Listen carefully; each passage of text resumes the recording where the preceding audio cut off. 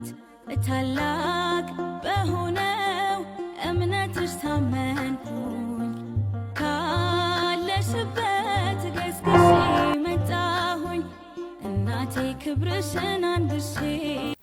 በስመ አብ ወወልድ ወመንፈስ ቅዱስ አሐዱ አምላክ አሜን።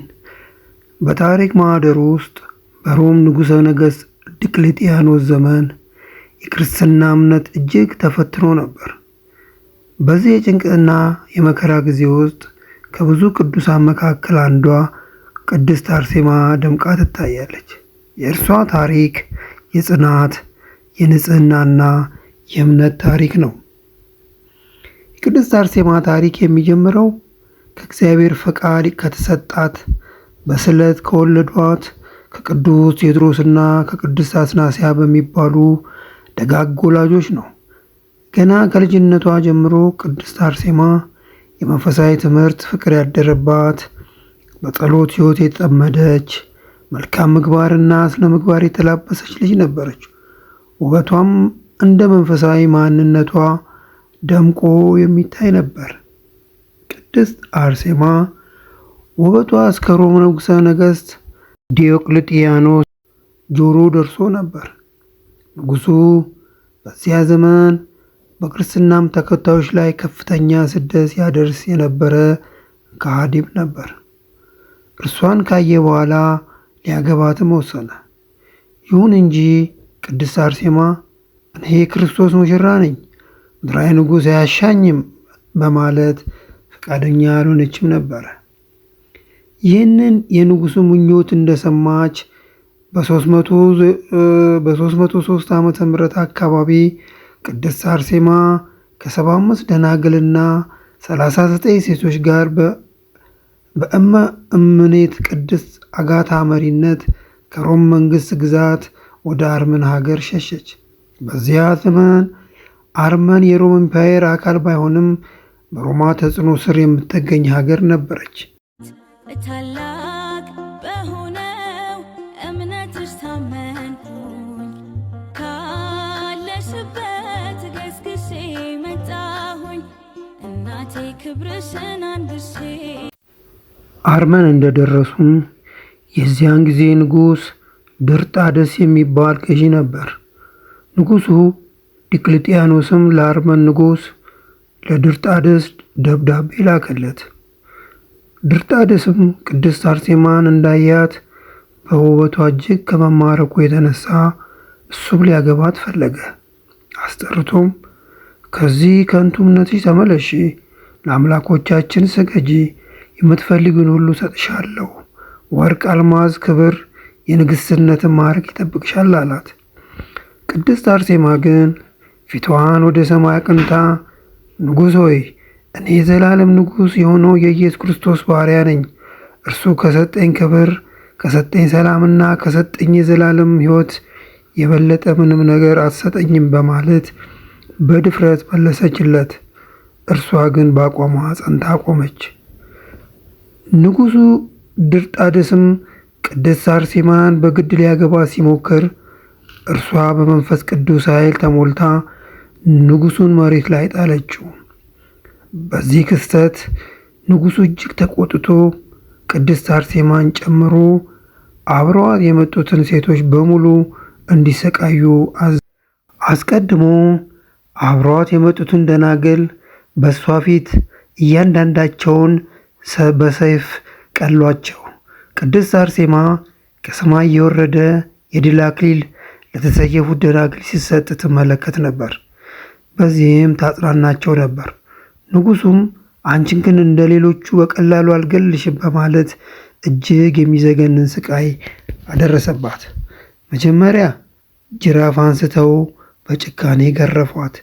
ስጋዋ ተበጣጠሰ፣ ደሟ መሬት ላይ ፈሰሰ። ቅድስት አርሴማ ግን አትልም ነበር፣ ጸሎቷንም አታቋርጥም ነበር። ጌታ ኢየሱስ ክርስቶስ ሆይ ይህ ስቃይ ምንም አይደለም፣ እምነትን ይበልጥ አጽናንኝ እያለች ትለምን ነበረ። ንጉሡም የአርሴማን ጽናት ሲያይ ይበልጥ ተቆጣ። እሳት አምጡ ብሎ አዘዘ። ወዲያው ትኩስ ብረቶች ቀርበው በሰውነቷ በደረቷ ላይ አደረጉባት። ቆዳዋ እንደ ጋን ሸክላ ተፋቀ።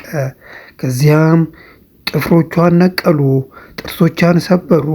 ቅድስት አርሴማ ግን ዝም አለች፣ በየዋህነትም ትመለከታለች።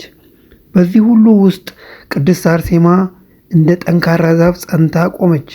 ንጉሡ በየቀኑ አዳዲስ ስቃዮችን እያመጣባት እምነቷን ለመስበር ሞከረ። በአንድ ወቅት ራሷን ገድላ እንደተገኘች አስመስሎ ለሕዝቡ ሲያሳያቸው ሞከረ። የእርሱ ሰይጣናዊ ሥራ ግን የቅድስት አርሴማን እውነተኛ ማንነት ሊሸፍነው አልቻለም። ቅድስት አርሴማ በጸሎትና በትዕግሥት ሁሉንም ስቃይ ታላቅ በሆነው እምነትሽ ታመንኩኝ፣ ካለሽበት ገስግሼ መጣሁኝ እናቴ ክብርሽን አንግሼ። ከብዙ ቀናት አሰቃቂ ስቃይ በኋላ ቅድስት አርሴማ እምነቷን ለመካድ ፈቃደኛ ሳትሆን ቀረች። የንጉሡ ትዕግሥትም አለቀ። በመጨረሻም ተስፋ ቆርጦ በቁጣ መስከረም 29 ቀን አንገቷ በሰይፍ ቆርጣችሁ ቀጣጣን አሳየሁት ብሎ አዘዘ። ቅድስት አርሴማም በደስታና በፈገግታ የሰማዕትነት አክሊሏን ልትቀበል ወጣች። አንገቷን ላይ ሰይፍ ስትሰጥ የመጨረሻ ጸሎቷን አቀረበች። ሰይፍም አንገቷን በቆረጠው ጊዜ ነፍሷ እንደ ርግብ ከሥጋዋ ወጥታ ወደ ሰማይ ከፍ ከፍ አለች። ቅድስት አርሴማ የሰማዕትነትን አክሊል ተቀበለች። ይህም የሆነው በ305 ዓመት አካባቢ ነው። የቅድስት አርሴማ ደም የመስቀል ፍቅር ምስክር ሆኖ ፈሰሰ። ጽናቷና እምነቷ ለትውልዶች ሁሉ ትምህርት ሆነ። እሷ ለጌታዋ ባላት ፍቅር የሥጋን ስቃይ ንቃ የዘላለምን ሕይወትን አገኘች። ታሪኳም እስከ ዛሬ ድረስ ብዙዎችን የሚያበረታታ የእምነት ጽናት ምን ያህል ታላቅ እንደሆነ የሚያሳይ ነው። ከቅድስት አርሴማ ሞት በኋላ ንጉሥ ድርጣድስ በከባድ ደዌ ታመመ። በእህቱ አማላጅነት ታላቅ ወንድሟ የነበረው ቅዱስ ጎርጎርዮስ ዘአርመን የአርመን ብርሃን ፈንጣቂ በመባል የሚታወቀው ንጉሡን ከደዌ ፈወሰው። ንጉሡም ከበሽታው ሲድን ቅድስት አርሴማን እና የባልደረቦቿን ቅዱሳንን አጽም ሰብስቦ በታላቅ ክብር ታኅሳስ 6 ቀን ፍልሰታቸውን አደረገ።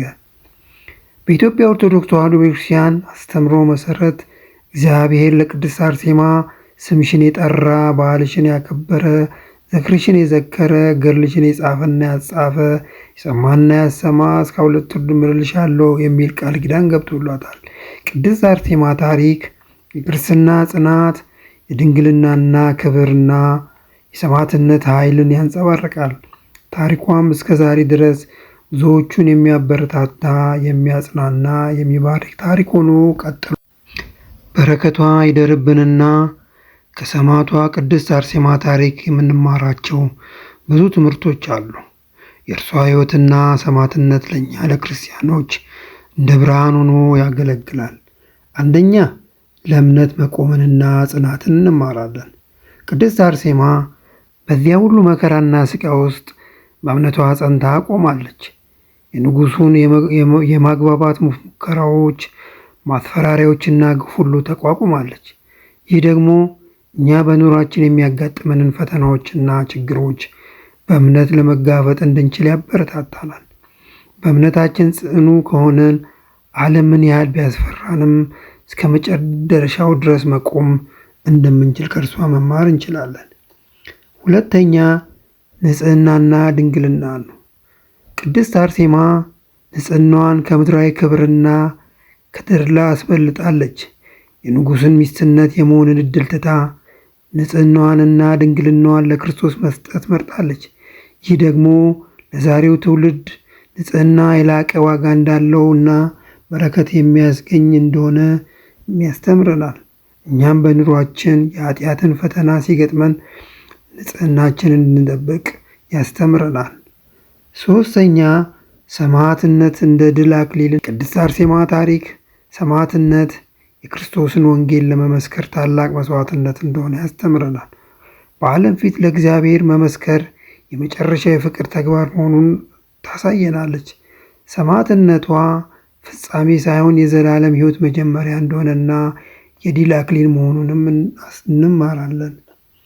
በአራተኛ ደረጃ ምልጃና አማላጅነትን እናያለን። በኢትዮጵያ ኦርቶዶክስ ተዋሕዶ ቤተክርስቲያን አስተምህሮ መሰረት ቅድስት አርሴማ በእግዚአብሔር ፊት የምትለምንንና የምታማልደን ቅድስት ናት። በእርሷ ምልጃ ብዙዎች ከደዌያቸው እንደዳኑ ከችግር እንደተገላገሉ እንረዳለን። ይህ ደግሞ ቅዱሳንን በእግዚአብሔር ዘንድ ያላቸው ክብር ኃይል ያሳየናል። አምስተኛ ይቅርታና ፍቅርን እንማራለን። ንጉሥ ድርጣድስ በቅድስት አርሴማና በባልደረቦቿ ላይ ታላቅ ግፍ ቢፈጽምም በመጨረሻ በእርሷና በወንድሟ በቅዱስ ጎርጎርዮስ አማላጅነት ድኗል። ይህ ደግሞ የእግዚአብሔርን ታላቅ ምሕረትና ፍቅር ያሳየናል። የቱንም ያህል ኃጢአት ብንሰራም ንስሐ ከገባን ይቅር እንደሚባልና የመዳን ዕድልም እንዳለን እንማራለን። በአጠቃላይ ከቅድስት አርሴማ ታሪክ የምንማረው በእግዚአብሔር ላይ ያለንን እምነት እንድንጨምር፣ በሕይወታችን ንጽሕናን እንድንጠብቅ፣ ለመንፈሳዊ ሕይወታችን ቅድሚያ እንድንሰጥና በመከራ ጊዜ ጸንተን እንድንቆም ነው። የእናታችን የቅድስት አርሴማ በረከት በሁላችን ላይ ይደር። ወስብሐት ለእግዚአብሔር አሜን። ታላቅ በሆነው እምነትሽ ታመንኩኝ፣ ካለሽበት ገስግሼ መጣሁኝ። እናቴ ክብርሽን አንግሼ